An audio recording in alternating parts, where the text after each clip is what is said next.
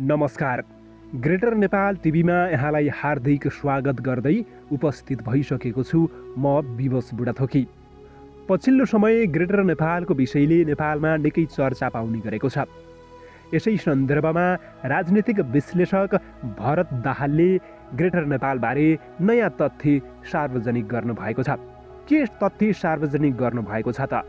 हिमाल अनलाइन टिभीबाट हामीले यो भिडियो लिएका छौँ। कृपया हिमाल अनलाइन टिभीलाई पनि सब्स्क्राइब गर्नुहोला।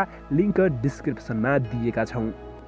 नेपाल काँगडादेखि टिस्टासम्म पुगेको हो, नेपाल थियो, त्यो सबैले बुझेको कुरो भयो।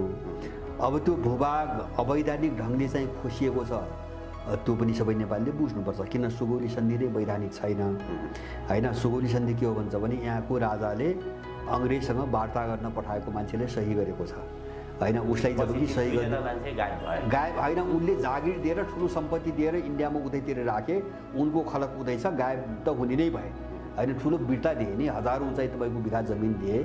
चन्द्रशेखर र अर्को एकजनाको गएको थिए, दुईटीलाई किन्नु नि ब्रिटिसहरूले। उनलाई हस्ताक्षर गर्ने अधिकार पनि थिएन, उनले गरे। राजाले लालमोहर लाएन, त्यस कारणले सन्धि नै अवैधानिक छ। त्यो कुरोबाट हामीले चाहिँ हिजोको नेपालको कुरो गर्नुपर्छ, नगर्ने होइन। अब त्यो फर्किने नफर्किने कुरा के हो भन्छ भने अब ठुल्ठुला उथल पुथल र चाहिँ तपाईँको युद्धका बेला धेरै देशका नक्साहरू चाहिँ तपाईँको गुमेका छन्, धेरै नयाँ नक्साहरू बनेका छन् सबै युद्धमा। पहिलो विश्वयुद्धमा त्यही भयो हैन, पछि त्यही भयो। दोस्रो विश्वयुद्धपछि त्यही भयो हैन। अस्ति 2014मा क्रिमियामा हामीले देख्यौँ हैन, युक्रेनै भयो। भनेपछि अब नहुने कुरै छैन, हुन्छ नै। त्यस कारणले गर्दाखेरि त्यो हामीले प्रयत्न नगरे पनि त्यो परिस्थिति आउन सक्छ। तर हामीले अहिले हेर्ने के हो भन्छ भने जस्तो एकथरी मान्छेको देख्छु नि मैले, ग्रेटर नेपालको मात्रै कुरा गर्ने हैन। जस्तो इमिडिएटली यति बेला हामीले के हुन्छ भने हामी त्यो सन्धि मान्दैनौँ, त्यो अवैधानिक छ, हामी यो अडानबाट पछि हट्न हुँदैन। तर ग्रेटर नेपाल भनेर चाहिँ मुद्दा निरन्तर दिनदिनै गरिराख्ने हैन, ग्रेटर नेपालकै मात्रै कुरा गर्ने, जो चिज तत्काल सम्भव छैन।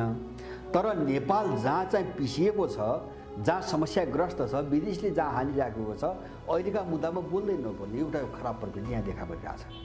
जे लड्नुपर्ने छ अहिले त्यो विषयमा चाहिँ एक शब्द पनि बोल्दैन हैन।